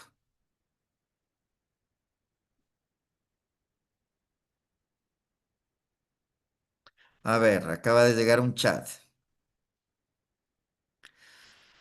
Víctor nos dice, porque la estructura jurídica está respaldada en las leyes vigentes que pueden evitar se llegue a consecuencias graves. Sí, es de vital importancia que exista esta relación entre la norma y el hecho efectivamente ocurrido o realizado. Entonces, en efecto, esa estructura es la que nos ayuda, ¿no? Abogada Micaela Cantuña nos dice, respondiendo a su pregunta, la adecuada estructuración jurídica de las pruebas de descargo permite desvirtuar hallazgos que sin defensa podrían convertirse en glosa con efectos sancionatorios o patrimoniales. Si la defensa es sólida, el hallazgo puede quedar como simple recomendación sin consecuencias legales o económicas. Totalmente de acuerdo. Esa es la base fundamental de presentar pruebas de descargo de la forma y manera como les he manifestado. Oliver Rodríguez nos dice, si presentas las pruebas estructuradas jurídicamente, puedes mitigar responsabilidades como desvirtuar algún tipo de hallazgo, por lo que estructurar de manera jurídica pues se encuentra dentro de la norma. Sí, en efecto, la estructura es la base. Permítanme ver, me parece que había una más. Iliana Ullauri nos dice, una glosa se impone cuando hay daño económico. Si las pruebas estructuradas demuestran que no existió tal perjuicio o que la actuación fue legal y justificada, observación puede reducirse a una recomendación administrativa en lugar de una sanción. Sí, o también puede cambiar de una responsabilidad civil o glosa a una responsabilidad administrativa. Entonces, sí, en efecto. Es muy importante contar con las pruebas y presentarlas de la manera adecuada dentro de una estructura jurídica que les permita al equipo auditor entender más allá de cualquier duda que se cumplió a cabalidad con las funciones o que se realizó o se prestó el servicio dentro de los cánones establecidos. Perfecto, muchísimas gracias por sus intervenciones, han sido muy valiosas.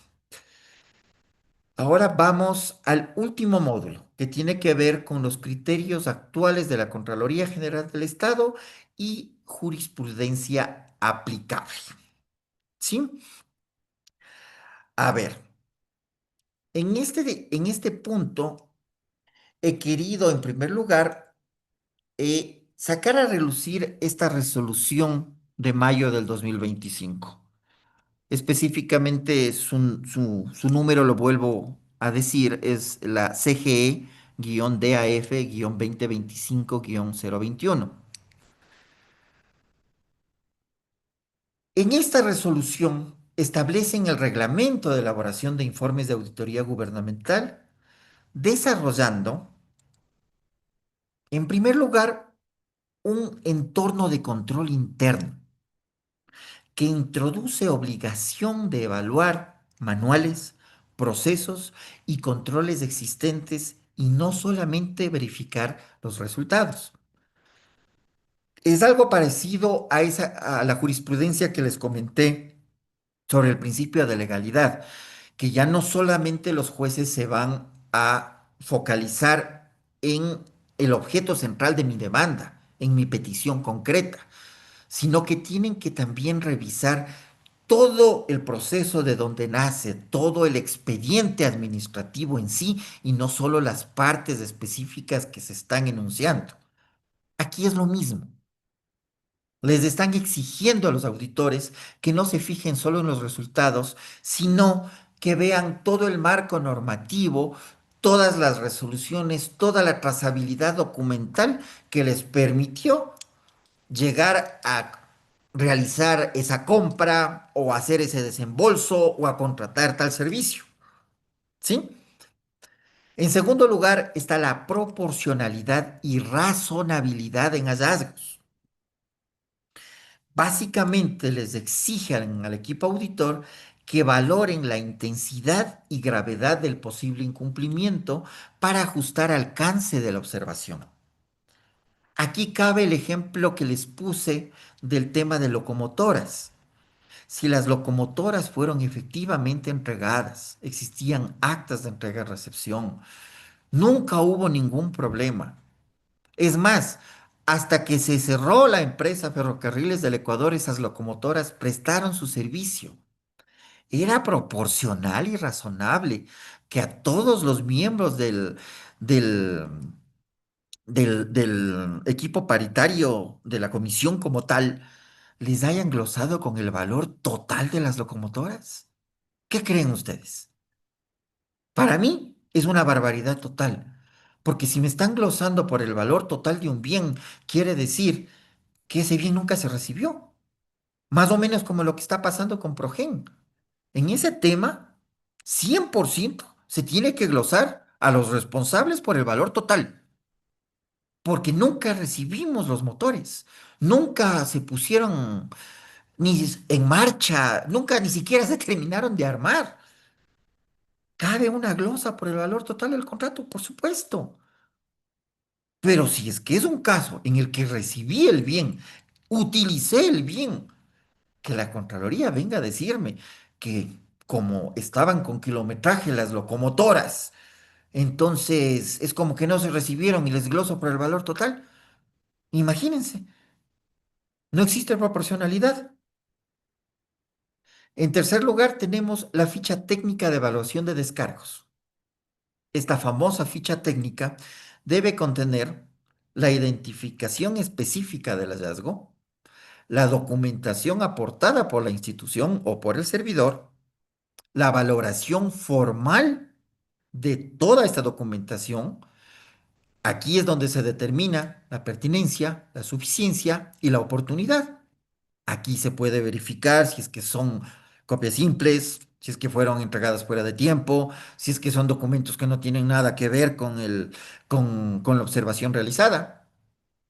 Y finalmente en esta ficha se debe incorporar la argumentación legal de aceptación o rechazo de la misma. Esto para mí es una maravilla total, porque no ha existido, al menos en los informes que yo he tenido la oportunidad de revisar y de leer, esta famosa argumentación. Simplemente es un anunciado en el que dicen no es pertinente y no se ha tomado en consideración. Más se demoraron en copiar el número de oficio si es que presenté con un oficio numerado y en más o menos expresar lo que constaba en ese oficio que en darme una argumentación de por qué me están aceptando, por qué me están rechazando. Y regularmente rechazan. Sí. A continuación tenemos la subsanación efectiva que exime de glosa, que quiere decir que si se subsana antes del informe final, no procede la glosa, salvo que exista dolo o perjuicio económico irreparable. Es decir, si yo presento todos mis argumentos, mis pruebas de descargo, mis puntos de vista dentro de los tiempos establecidos y estoy subsanando completamente la observación antes de que se emita el informe final, no tendría cabida ningún tipo de responsabilidad civil. Y a mi criterio ni siquiera administrativa, porque estamos partiendo de un supuesto en el que estoy subsanando completamente. La única excepción es que se compruebe que existió dolo, o sea, el afán de causar daño a la institución y que el perjuicio económico no lo pueda reparar de ninguna forma. Tal vez en este caso cabe también el tema de Progen, porque los equipos que fueron entregados en el Salitral, en Electroguayas, fueron simples cáscaras. Sin embargo, se hizo un desembolso que ascendía, si no estoy mal, al 60 o 70% del monto total del contrato. Para mí, ahí sí existe un perjuicio económico irreparable. Entonces, es bueno saber que el equipo auditor ahora va a tener que tomar en consideración estas características. Y finalmente tenemos las imputaciones individualizadas y motivadas. Es decir, le prohíben al equipo auditor que hagan imputaciones genéricas o que hagan atribuciones de manera general.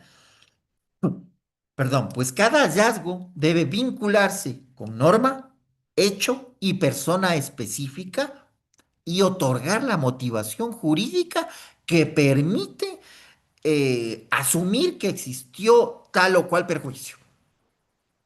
Ya no es tan sencillo como antes, entonces ya no pueden decir simplemente con criterios vagos o generales que se cometió o no se cometió tal cosa. Esto es muy, muy interesante.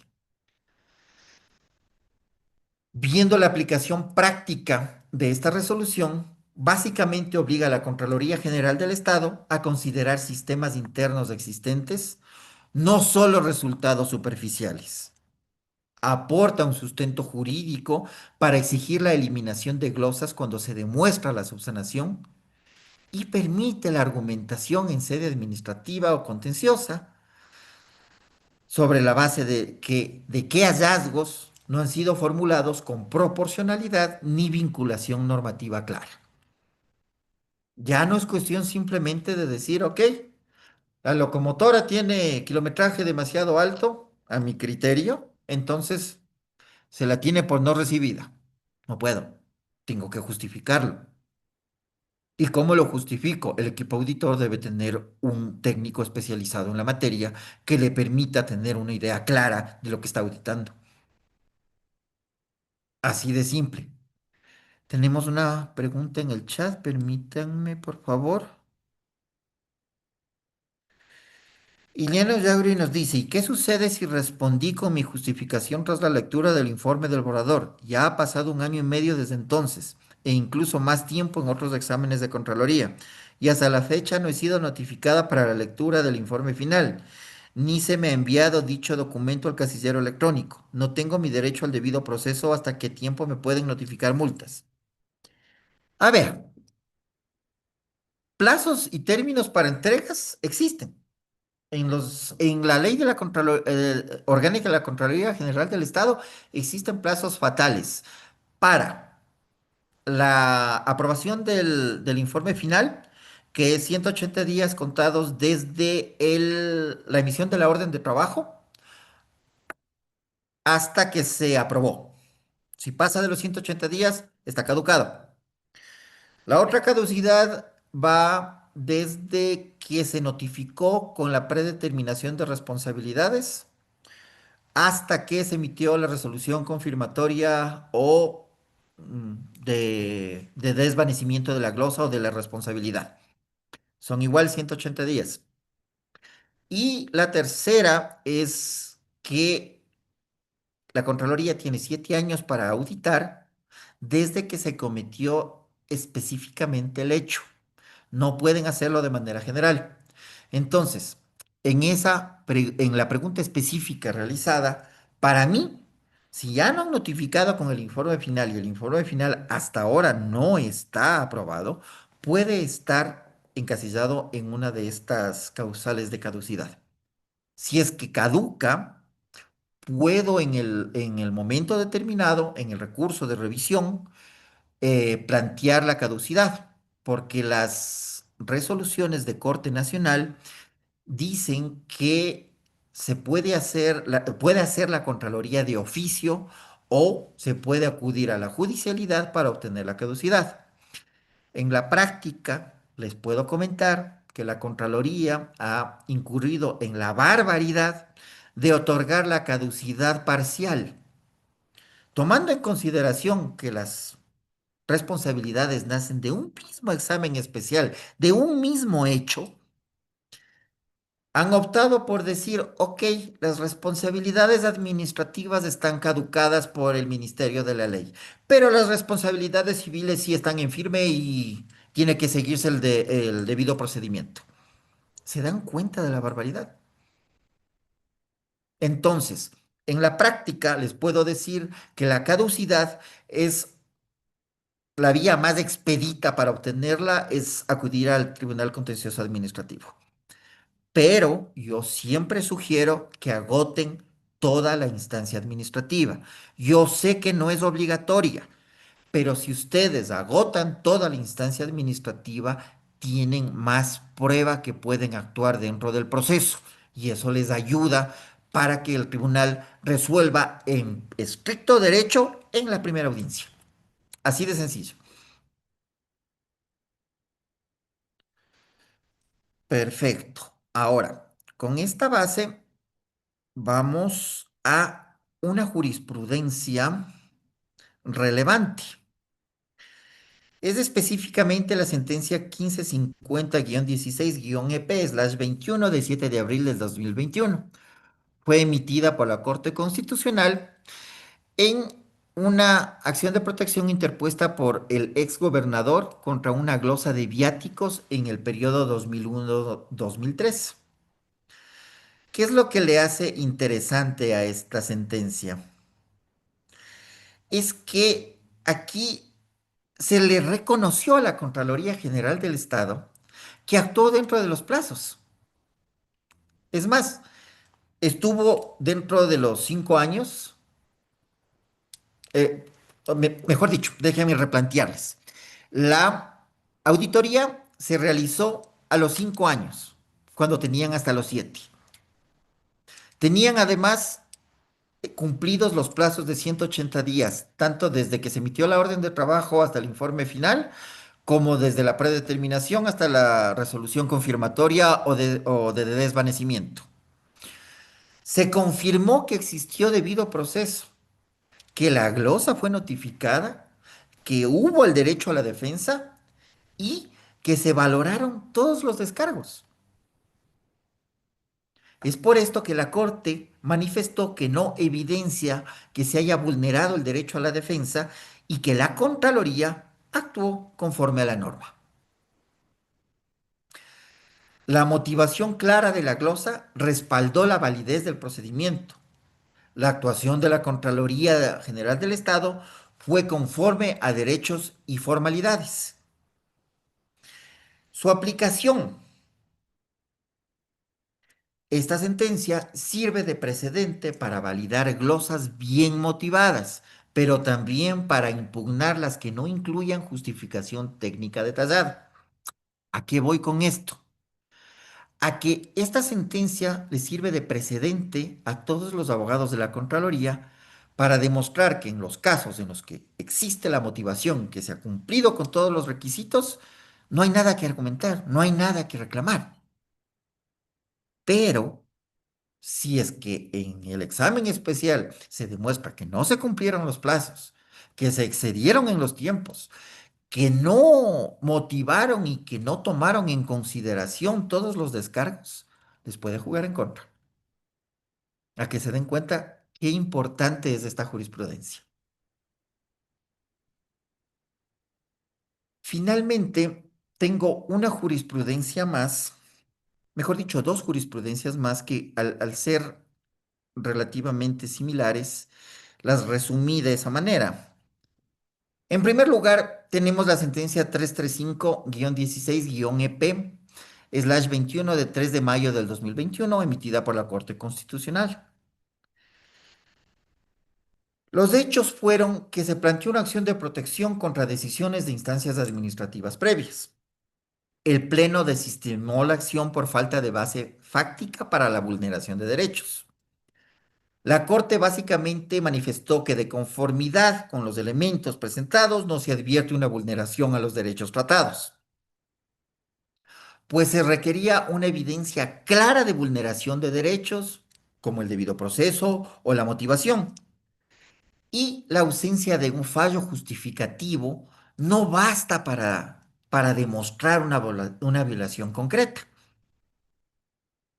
Su aplicación básicamente da la facultad para que se impugnen glosas, pero debe existir una falta concreta en el proceso, no solo argumentación de injusticia percibida o decir a nivel general no se respetó el debido proceso que está en la Constitución.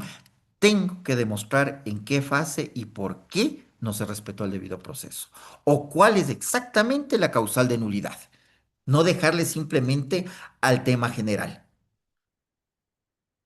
En la sentencia 388-16-EP/21 de 23 de junio del 2021, de igual manera, emitida por la Corte Constitucional, Se contiene un análisis del deber de motivación y debido proceso en decisiones administrativas.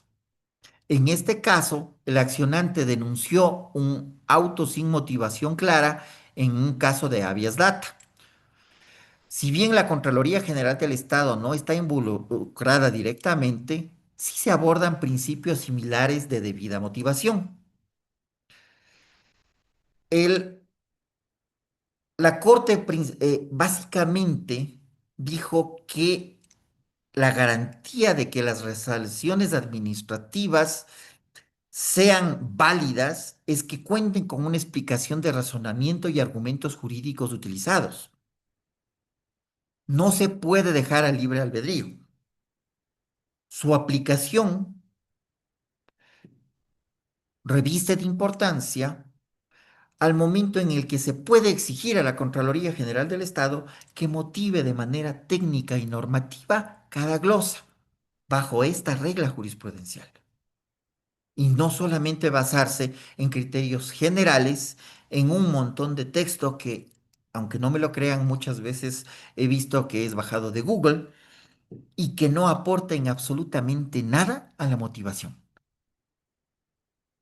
¿Sí? Ahora, con todos estos temas desarrollados, quiero extenderles un mensaje final. Básicamente, debemos tener en cuenta que la defensa técnica y jurídica frente a los informes de auditoría de la Contraloría General del Estado no es un acto posterior, es un verdadero proceso estratégico que inicia desde la emisión de la orden de trabajo y culmina con el informe definitivo. Este webinario ha demostrado que más allá del cumplimiento formal, el éxito en evitar la formulación de responsabilidades depende de una participación activa, informada y jurídicamente fundamentada durante cada fase del control gubernamental. Desde el primer bloque o módulo de esta presentación, quedó claro que el examen especial se rige por el procedimiento legal estructurado en la Ley Orgánica de la Contraloría General del Estado y su reglamento de aplicación, cuyo núcleo de defensa es el plazo perentorio de 5 días hábiles previsto en el artículo 33, dentro del cual el auditado puede y debe ejercer su derecho a presentar pruebas de descargo. Entender cada una de estas etapas, la orden de trabajo, el levantamiento de información de información, el borrador del informe, es fundamental para anticiparse a un posible hallazgo. En el módulo 2 supimos diferenciar con claridad entre observaciones y recomendaciones, abordando las consecuencias que puede generar la inacción frente a una observación técnica que podría derivar en glosas, sanciones administrativas o incluso indicios de responsabilidad penal. La correcta identificación del tipo de hallazgo permite enfocar adecuadamente la respuesta y prevenir riesgos mayores.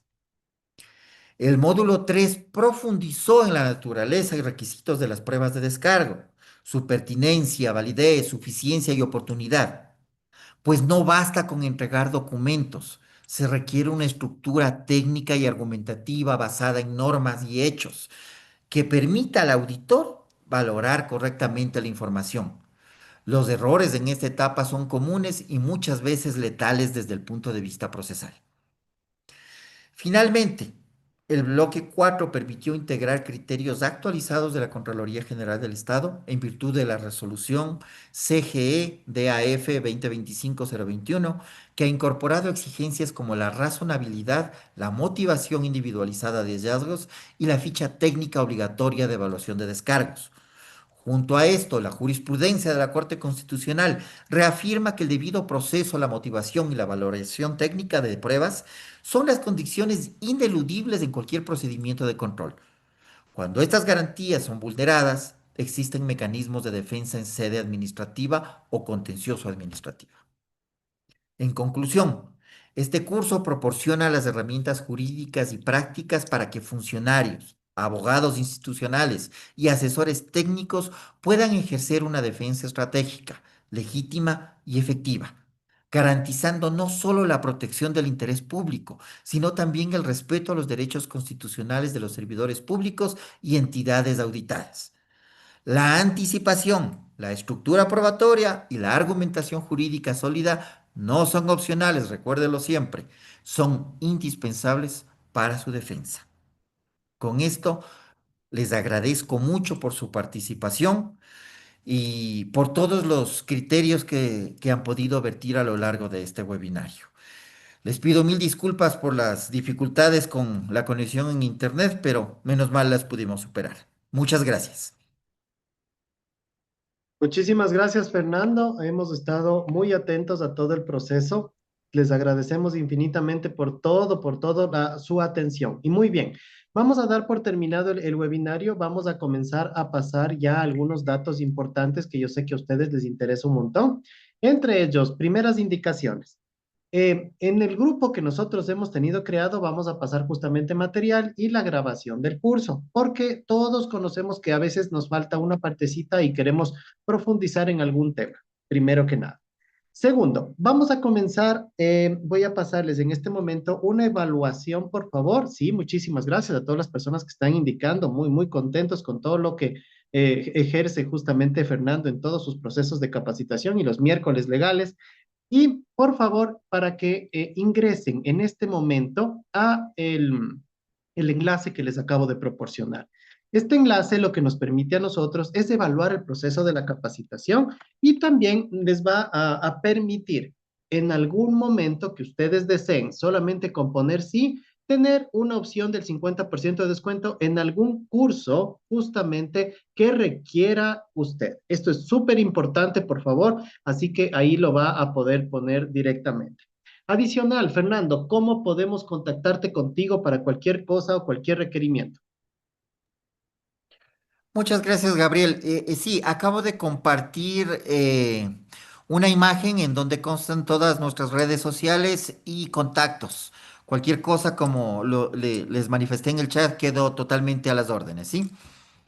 Perfecto, muchísimas gracias, Fernando. También para comentarles que a partir del siguiente mes vamos a tener justamente, bueno, ya hemos venido haciendo prácticamente 2 meses, pero a partir del siguiente mes vamos a seguir teniendo todos los miércoles de legal para las personas que están acá y bueno, van a seguir viniendo días de algunas tendencias importantes. Por favor, cualquiera de sus requerimientos y cualquier situación también nos pueden seguir directamente en las redes sociales que les acabo de poner en este momento. Adicional, y para terminar, ahora sí, les comparto el número para que ustedes se puedan descargar el certificado. Por favor, mientras estoy en esta partecita, les voy a pedir que justamente prendan sus cámaras para tomar una foto final, incluso de asistencia. Aquí hay algo importante.